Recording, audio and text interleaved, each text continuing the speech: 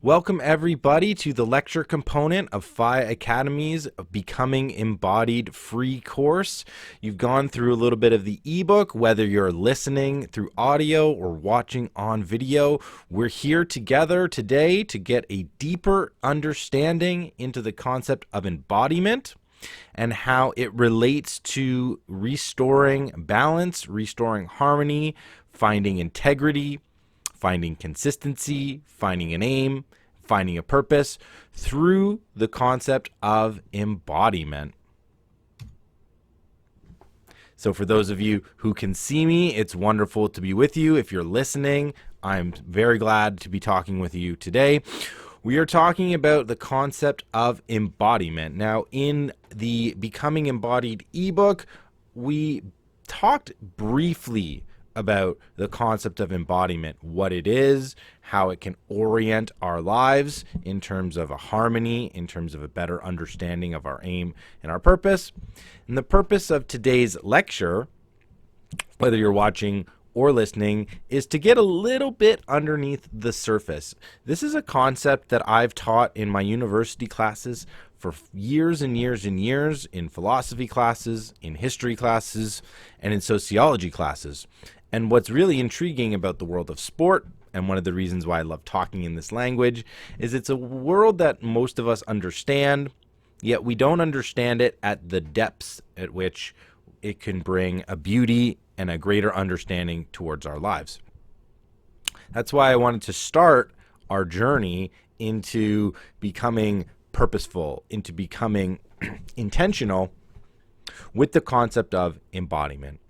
Now, in the ebook, I define embodiment as the union between our biological, psychological, and physical elements. I love this quote. I wish I could attribute it to an author, but I've scoured through the literature in the articles where I think it comes from, and I can't actually find it. So I'm sorry to the author. I can't attribute it to you.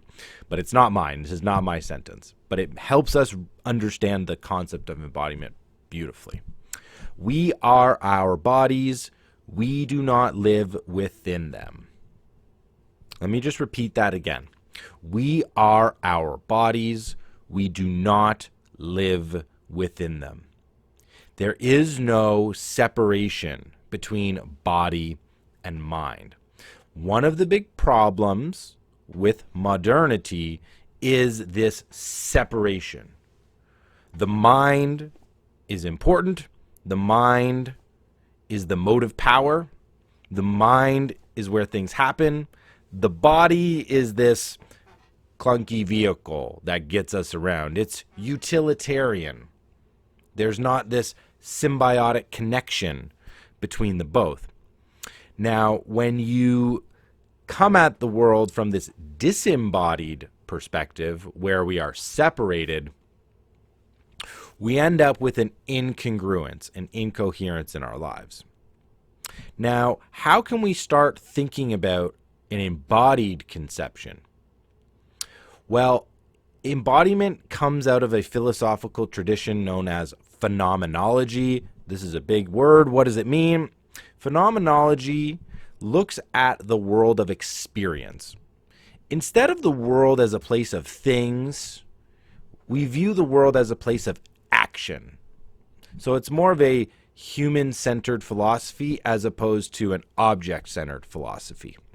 And in phenomenology, we ask questions that relate to our experiences. So a lot of philosophy, this is the question you might think defines it. Like, what is the world made of? What are the definition of things? Phenomenology starts with a different question. How is the world experienced? It's a human-centered philosophy. Now, when we are trying to become embodied, this is our starting point. We need to think about how do we experience the world, not intellectually, not physically, but combining the two together. Why does this apply to you? Well, I just mentioned that a disembodied individual is one who is incoherent. The lack of unity between body and mind creates an incoherence, not just in the way we live our lives, but in the way we view ourselves as well. And this creates, as we'll see in the future, all of those elements which rob us of consistency, rob us of purpose, rob us of our aim. When we have an incoherence between mind and body, we feel it in our person. It's not something we obviously put our finger on and identify, otherwise we wouldn't be here talking about it. But it is this feeling that something is not right. Sometimes it may be related through quote. I don't see that when I look at myself, but I feel it, right? Or when I see myself, I don't feel what I want. There's this incoherence, right? There's an idea, there's a vision, there's an aspiration, but the reality looks different. So when we have this disconnect between mind and body, it is at the root of our inability to fulfill our obligations. We're inconsistent, we lack intention, we lack purpose, or to reach our full potential. We're not willing to struggle, we're not willing to sacrifice, we're not willing to dream to achieve. And so often, we are pitting these two parts of our bodies against each other, mind, physicality. It's not mind over body, and it's not body over mind. We shouldn't read, we shouldn't write, we shouldn't contemplate, we shouldn't philosophize without putting in a similar amount of energy and effort to make our bodies physically competent, strong, agile, endurance. But same thing, we can't overemphasize the importance of the body in terms of health, physical strength, endurance, balance, if we're not also cultivating strength in our minds to be critical thinkers, to be strong on purpose, to have beliefs, to have convictions, to have principles, and be willing to stand on them in difficult times.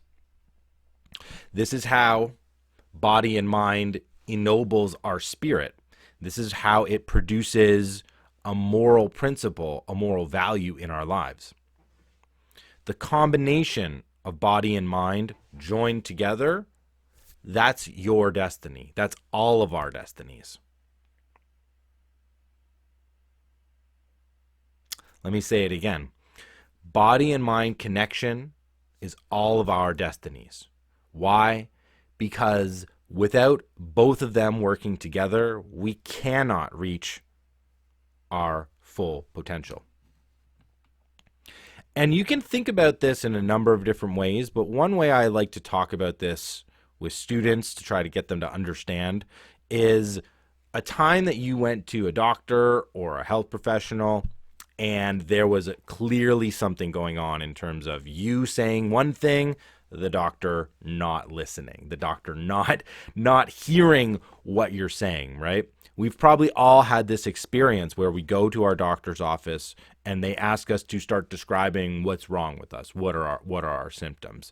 In my example, about 12 years ago, I had a really nasty bout of kidney stones. So I was seeing specialists afterwards to try and figure out what was going on. So I'm in my in one specialist's office. He's looking at his charts. He's asking me to describe what's going on. He's not looking at me in the eye. He's not even communicating with me as a person.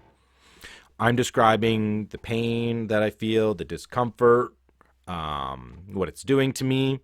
He doesn't look up. He's just looking at his charts. And what does he say? Nothing on here suggests you should be feeling any of that. Ouch. So what do I feel as a patient? And I'm sure, again, people have had something similar happen to them. You feel as if your experiences, you feel as if your sensations, the physical elements are not being taken seriously because, Well, they're not showing up on a doctor's chart. Does that mean you're crazy? Does that mean the doctor doesn't know what they're doing? It's probably a little bit of both, but it's reflective of this disconnect between body and mind. The doctor is looking at physical measurements of the body without understanding how a breakdown in my body affects how I feel. Maybe his charts are correct and I wasn't feeling everything that I thought, but I'm still trying to get over something that was pretty traumatic in terms of like the physical pain of dealing with kidney stones, which is not pleasant. And so he's unable to make that connection because he's trained only to see me as a body, not as a whole person, mind and body together. Why is the combination so important? The combination is important because it exemplifies the best that you can bring to this world. Now, I have here on the slide an ancient Greek word, arete.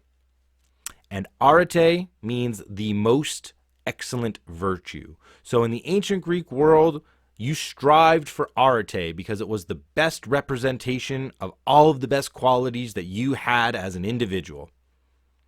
What was the activity that allowed an individual to best showcase their arete to everybody else?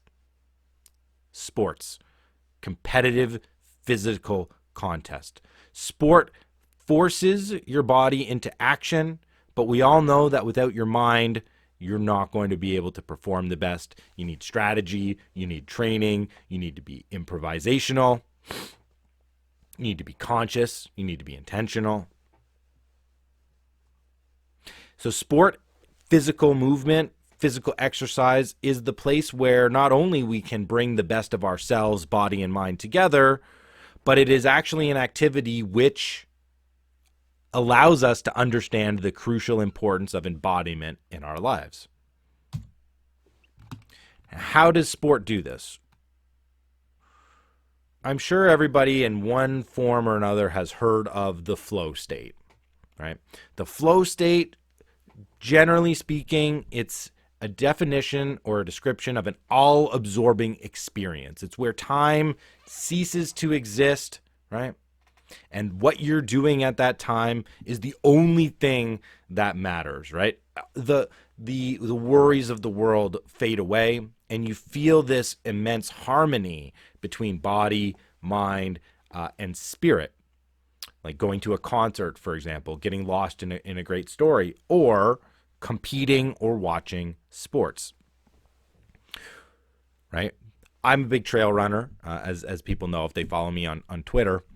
And the reason I love trail running is because it immediately gets you into this flow state where your body and mind are clearly working together, and they're doing so in a way that ennobles your spirit. And the flow state can symbolize a lot of things. It can symbolize enjoyment. It can symbolize happiness. But one thing, if we're trying to get a little bit deeper, is it symbolizes harmony. And we're trying to fix the incoherence in our lives. We're trying to find balance. We're trying to find harmony so that we can be consistent. When we're in a flow state, we're in a state of natural harmony. A natural harmony with the world around us, a natural harmony with our bodies and our minds and our spirits being joined together. It's a symbolization of being in the right place at the right time, doing the right thing.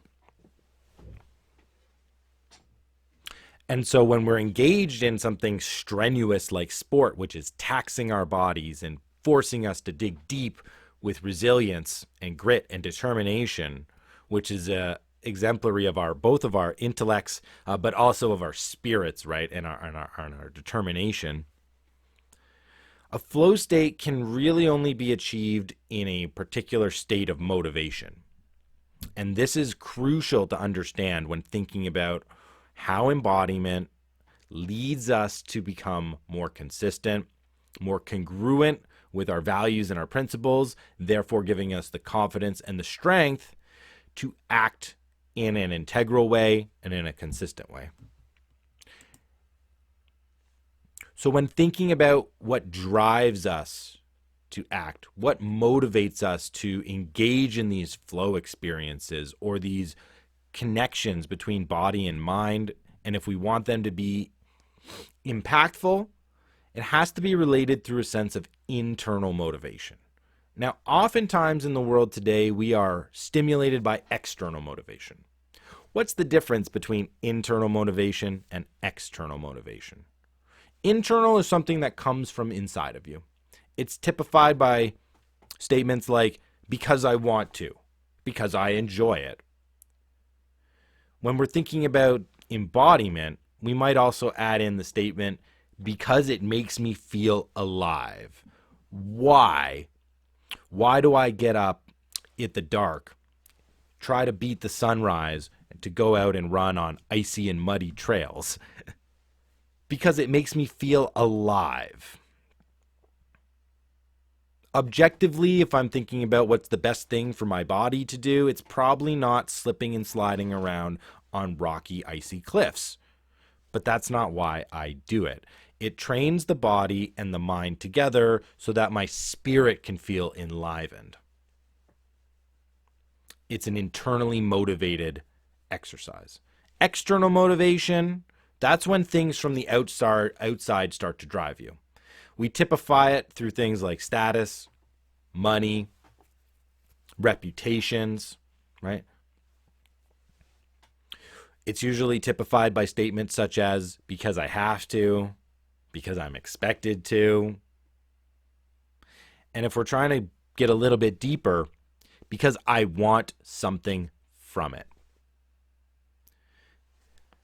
Now we're starting to see the building blocks of what leads us towards consistent, purposeful, meaningful action versus I'm half in, I'm half out, I don't have a strong conviction. When you're externally motivated, let's use the gym as an example. I want to lose 10 pounds. I want to lose 15 pounds. That's going to be an okay motivator until you lose that 10 or 15 pounds. But then what? We all know what happens. You stop your habits, you gain the weight back, and then you think, how did I get here? It's because you had your eye on the wrong motivation. You weren't being lit from the inside, you were being pushed from the outside. Internal motivation is the one that provides the defenses against the struggles in our lives. When we do something because we want to, we are willing to go through sacrifices, we are willing to go through struggles, we are willing to persevere, we are willing to suffer in ways that we will not be if we are solely externally motivated, because we can substitute the action. If I'm engaged in any activity that I kind of want to do, but I'm kind of being pushed from the outside, I can pivot. I can find a new activity to satisfy that desire. If it's money, right, that I'm after, I can quit my job. I can go do something else. But if I'm internally motivated, like I am to, say, build this business, spread these ideas, it doesn't become about money, in a sense. It becomes about struggling. It becomes about grinding forward, right? It's a labor of love. Internal motivation is where you find your consistency and your balance. It's the deep well of meaning that you can draw upon when things get hard, when things get tough. The problem of the modern world, we all desire this. We all know that we want to be pushed from the inside. We all know that we want to drive the motor ourselves when it comes to our motivation. The problem is that in this modern world, we don't understand where we should be aiming to fulfill our potential, and therefore we lack a purpose and a direction on where to go. And then if internal motivation is the motor to get us there, well, you can see how we might be spinning in circles. Even if we are internally motivated, we need a place to go. And I talked a little bit about the ancient Greek ideal of arete, the most excellent virtue. This ideal of embodiment is a deep, deep ideal that stretches back thousands of years, and philosophers have been debating and arguing against each other for a long, long time. If the ancient Greeks believed the combination of body and mind was the most excellent virtue, the most excellent quality that a person could achieve to display their character, and sport was the activity where this could best be achieved, it makes sense for us to go back to the ancient Greeks and get a sense of embodiment and how it relates to intention, purpose, aim, and motivation. The ancient philosopher Aristotle had a conception of how to live a good life. And Aristotle's basic idea is harmony and balance. So this should make good sense to us why we want to use this to find balance and harmony in our own lives. Pardon me. We have to balance our wants and our needs. We have to balance our passions with our responsibilities. That's the path towards true happiness. But what is happiness? Happiness, for Aristotle, is related to the display of virtue. What is the display of virtue?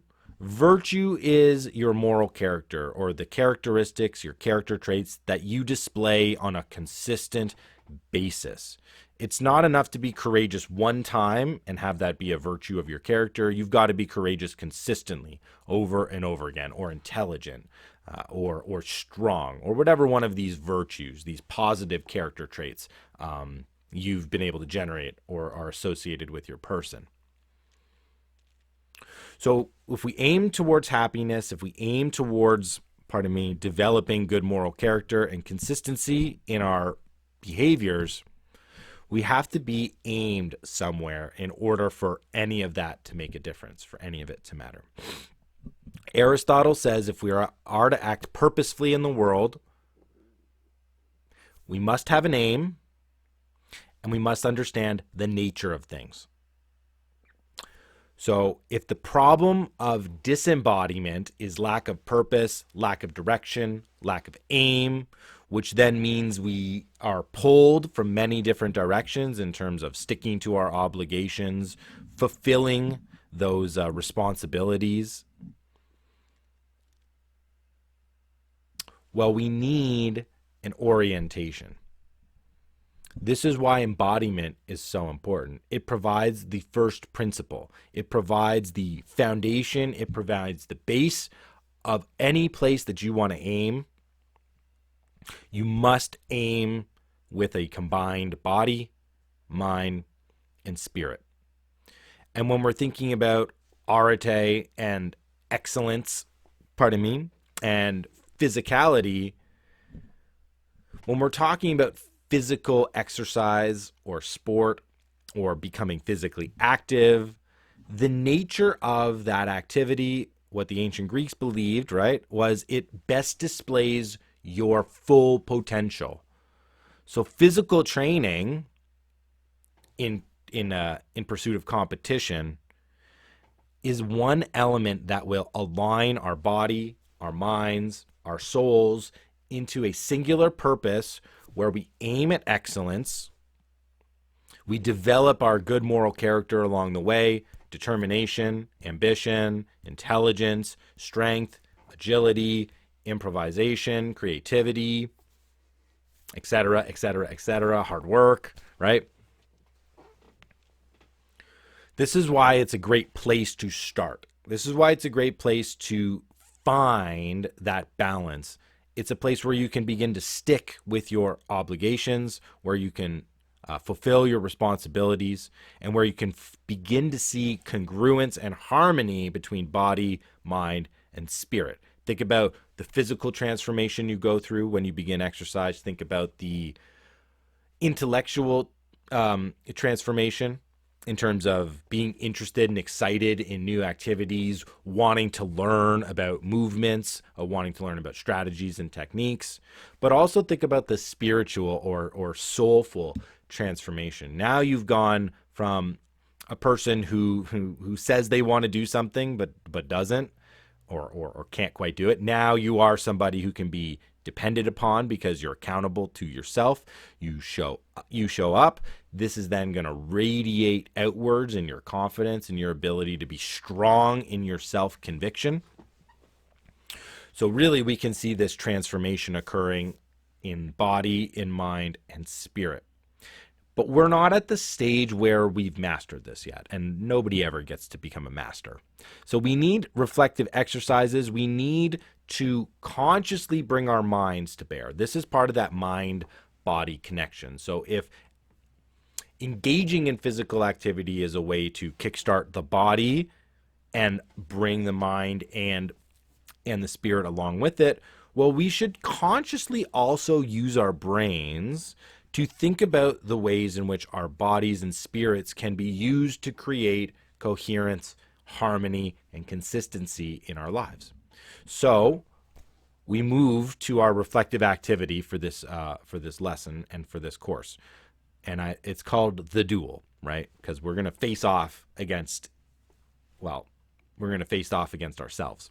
So I've got a pretty good written description of the Duel in the ebook. So check that out. I'm just going to talk a little bit about the spirit of the exercise here.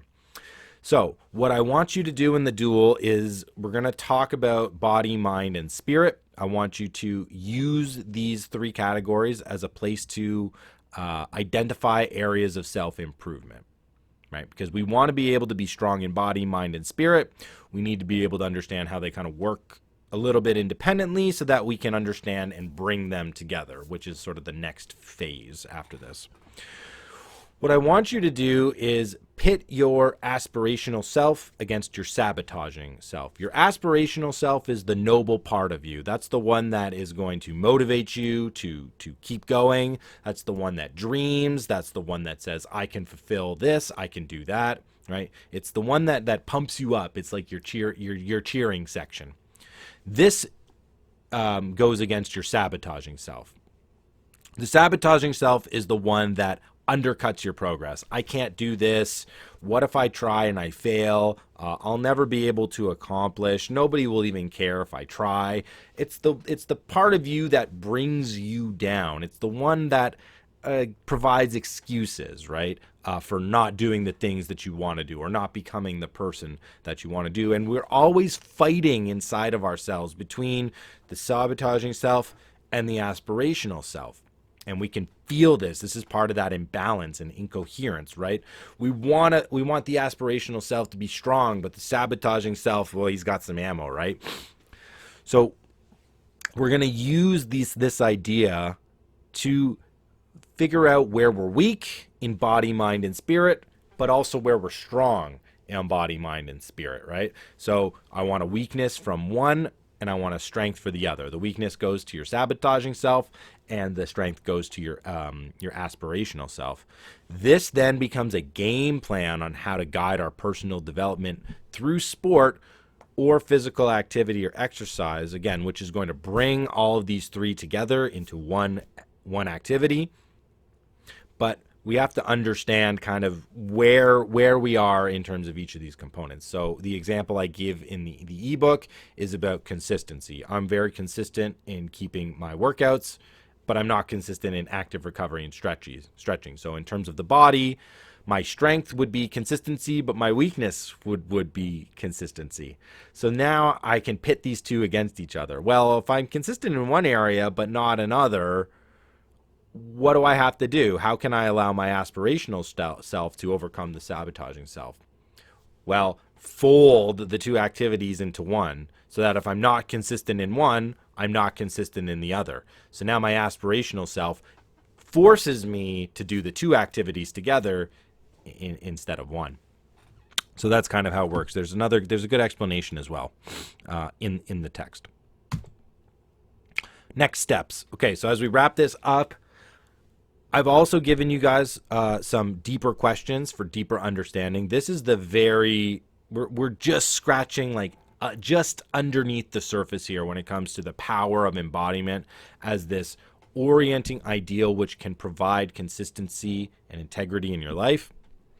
So go through those questions. They're the ones that can start to connect body and mind and spirit together after going through the duel, which allows us to sort of independently appraise each of those categories. And this is the start of a very long journey, a lifelong journey. It's something I started myself when I moved into kinesiology. I stopped being a historian and I started being somebody who studies movement, human movement. And this is something you just never stop going on. So I hope that I've given a lot of you a solid foundation so that you can independently on your own move forward with this knowledge to create harmony, balance, consistency, integrity, purpose, and aim in your lives. But I know that some of you out there, this may be the first step and you don't know where the next ones are. If that's you, I would love to continue talking with you. I offer guided coaching. I offer guided programming. I offer guided lecturing or tutoring in this area of becoming embodied. So if you're an individual that wants to go a little bit further, if you've got a team, right, that you think could use this messaging to create a team culture of accountability, or if you've got a small group that you want to work through, get in contact with me and we can see where we can move forward together as we become embodied individuals. Okay, thanks everybody. Have a great day.